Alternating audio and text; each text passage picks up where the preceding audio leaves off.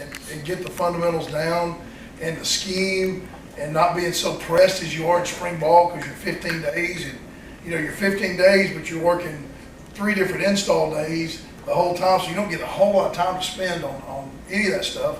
But I feel much better about my group up front, feel much better about their togetherness, and they're a really fun group to coach. They really like each other. They're going to play hard for each other. We're really talented in a couple spots. I just got to fill in those other spots. I think it's there. It's just one of those things where we got to keep pushing. I got to see what we're going to do in adverse situations. O-line, you're only as good as your worst player. And I tell my guys all the time, it ain't about how your great plays. It's about your bad plays not being terrible. Because if you can go out there and you can be good, and then your bad plays be just then you're going to have a successful group. Well, that's what we're working on, is keeping our bad plays from being 5-yard losses and sacks and sack fumbles and things like that. When you got 2 really good guys, do you like to have them together, or do you want them spread out, or how does that? What's your philosophy? Well, you want the ability to do both, okay. And that's the good thing about both those guys is McKibben's played a bunch of right and Sills has played a bunch of left. So if we want to move them around, we can move them around for short yardage situations and stuff like that. Yeah. So, but you don't always want them right there beside each other. They have different strengths. Okay. You know what I mean? They have different strengths. I mean, Mike Brown at the left guard spot's as good a run blocker as Sills is. So, there's no reason to bump him around too much. As long as he gets himself, continues to get himself in shape and learn the offense. I was going to ask you, can Brown play 50 or 60 plays yet? Yeah, that's we got to develop a guy behind him that can come in and help him, because I don't. It's not that he can't do it. It's just I'm afraid he loses his focus when he gets really, really tired. And he's worked really hard. I mean, the kid didn't play at all last year. Was injured and has never played. He played high school ball, so he hadn't played a whole lot of football. So you're dealing with a kid that's basically played just spring ball in this, and he's really developing well. He's working really hard. He's a hard-working kid, so I look forward to him being a good player there. Colton mentioned helping teach the guys over the summer. He and Josh doing that. Did you see progress from the other people? That some of these improvements you think came from summer work? Yeah, no doubt. Like Colton is a really reserved kid, really reserved guy. He's a really hard worker. He's kind of got sets the tone by how hard he works, what he does instead of what he says. And we've worked really hard since we've been here about getting him to develop to be more vocal, and he's done a good job. We have the player practices where they go out there and they coach them and they teach them, and when you got 2 guys like that, I've been in places before where you don't really have any true leadership, and those player practices are not very good. But here, he having those 2 dudes have been really good, and also Wickline. I mean, he's a kid that's grown up around football his whole life. You got those 3 guys out there running a player-led practice. And you got 3 guys that know what they're doing, and everybody listens to them. But yeah, I can see, those guys have done a really good job of bringing the whole group together.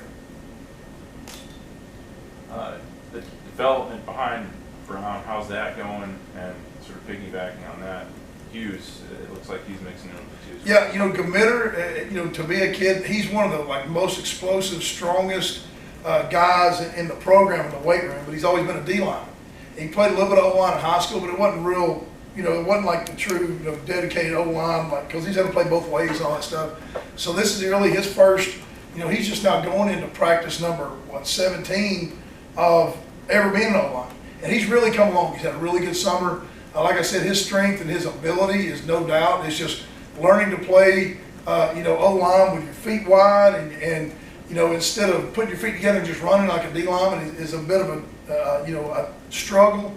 But I can already tell now, even though we haven't got pads on, he is starting to feel the position and what to do, and he really wants to do it. He's the guy I'm trying to develop, to maybe split those reps with Mike to get us through a game. So he's done real well. And, John Hughes, I think, was a really good get for us. He can play the tackle spot. He can play the guard spot. He's athletic. He's got his pass set looks really good. Of course, we haven't put on pads yet, and he's a guy that's hadn't had the full off year of training, like everybody else. So physically, I don't know if he's going to be as strong as what we want him to be. I know he's not going to be as strong as what we want him to be, but is he going to be strong enough to get the job done? We'll find out. He's definitely athletic enough. Matt, offensive scheme-wise, how much change is there from the spring where you saw, all right, we're just not going to be very good at this, toss this, add this? Is there a lot of that or not much of that? It was more about not saying we're not going to be. There wasn't a whole lot of not saying we're not going to be good at this. We saw some things we thought we were a little better at than what we thought we were going to be.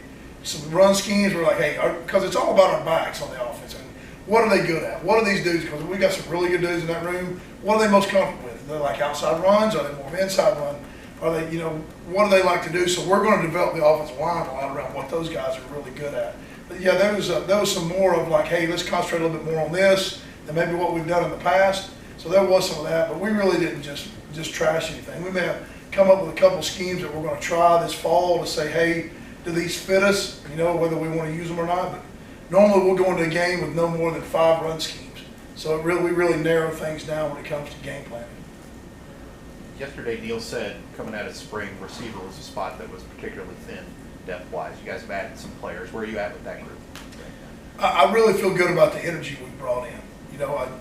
George has come in, he's brought in great energy. He's, that room I can see has definitely gotten better. And they've added to the size of the room. I mean, the speed of the room is good. There's a couple guys that can really run. But when you look at the overall size of that room, I mean, we've got some guys that are, 6'3" plus. There's a lot of those guys.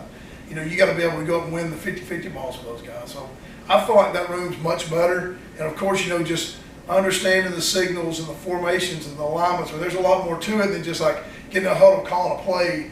I mean, you got so many signals, you got different tempos, there's so many things that you just can't teach over 15 days, and get good at. You know what I mean? So a lot of times in the spring we look like we were just mass confusion, and it's looked a lot better these past couple of days of line up and formations and personnels and things like that. Yeah, you have all these marquee positions on offense, skill guys, right? But you all have used that S-back effectively in the past. And it seems like you have some bodies here, maybe more than spring too. Yeah, we do, and we've added one with Jack Knipper. We've added a transfer, and he adds probably a little bit more athleticism to the room. In that room, that position is like that, 3rd and short, 4th and short. When you got to have it, that guy that you slip out of the backfield in key situations, when goal line, when nobody thinks you can't throw it to him all year, and all of a sudden he wins a big game for you. That's what that room's all about. It's really like an extension of the offensive line. It's kids that are there. They're physical and they do everything right, and they do everything right in the weight room, do everything right in the classroom, and they're just dependable people. So looking forward to that room progressing with the guys we got in there, plus that addition. Matt, could you go back a little bit and expound upon the idea of that with an offensive lineman, it's not the best play, but that's important, but the worst play, and how do you get that across the kids? I just talked to him about being consistent. Being a great O-lineman is about really being an excellent O-lineman. It's about mundane. It's just boring. You look at some of the greatest O-linemen who play, it's boring because they just always take the same steps, same footwork, same pad level, everything's the same. And that's what, if I talk to my guys all the time, it's not about how good your grade is or how great your grade is. It's about how bad is your worst going to be below par. And if your worst is not that bad and your good's not great, you can still be a consistent O-lineman in this league. So that's what I just preach to them about. Hey, if you have a bad day, make sure it's not a terrible day. If you have a bad play, make sure it's not a terrible play. If you go the wrong way, don't completely whiff the guy and let him get a sack. Go the wrong way, fit on the guy, at least block the guy that you're going wrong. I'm just over and over about being consistent. That's what we talk about all the time, is consistency. Matt, we saw some tempo today. How many different tempo speeds do you guys run?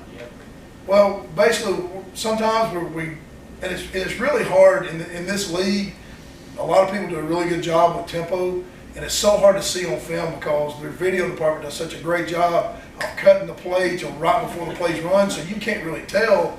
You have to look at some key things, like where's the official? If he's backing his butt up and the ball snap, they're playing fast, right?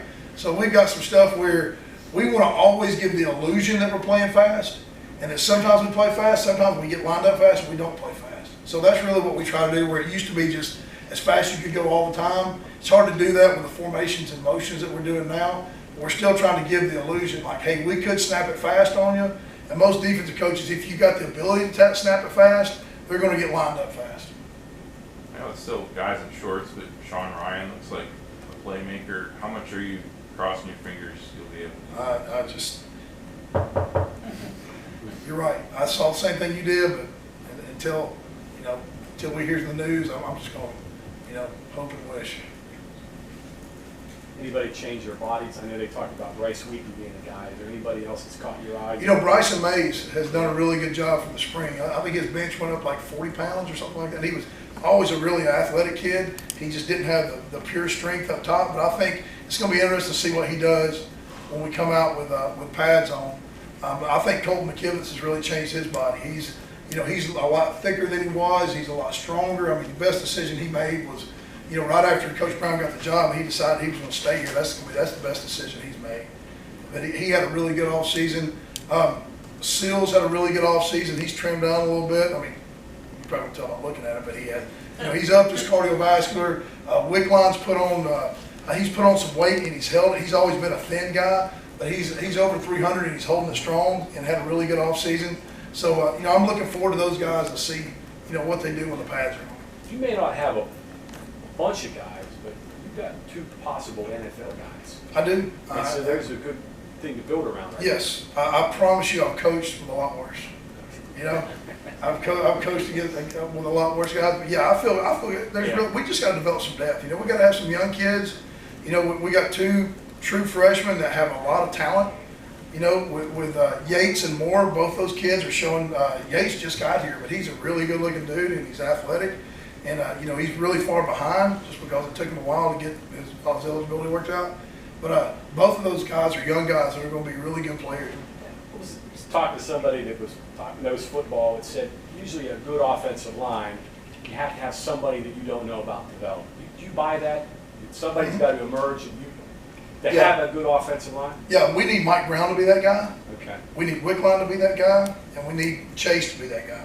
Okay. We need those 3 guys to step up and go, whoa, one of those 3 guys need to be great, and the other 2 need to be good. Because they're all 3 completely unproven. So we got to have one of those guys that's got to really step up. Yates, Moore down the road, those guards, tackles, maybe both? Tackles, both of those. Well, Moore, I got him playing right guard, and Yates playing left tackle. And he's a long way off, but just looking at him, watching him move, it's like, yeah, that kid's got a chance. He's going to, if we can get both those kids by game 4, they're able to play in their 4 games. And I just see it down the road, down in the future of having a chance of having some good depth, some really good young players. Beaver inside, outside? Beaver's playing guard. He's playing guard. He's still a ways away, but he's playing guard. Who's your second most reliable snapper right now? I would say Stilley's probably my second most reliable snapper, and it's going to be interesting to see what Bryson does. But Stilley's, as far as what to do, how to do it, all that stuff. I mean, he's got the same issue I had when I was in college, just missing about 6 inches. He's just not real tall, but I mean, he's a good player. I wouldn't hesitate to put him in a game. I mean, he's going to know what to do, how to do it. He's going to get a good snap back there, and he's just got to continue. He's still a young player too, a redshirt freshman, so he's still got a lot of time to develop his body. Anybody? Thank you very much. All right, thanks guys.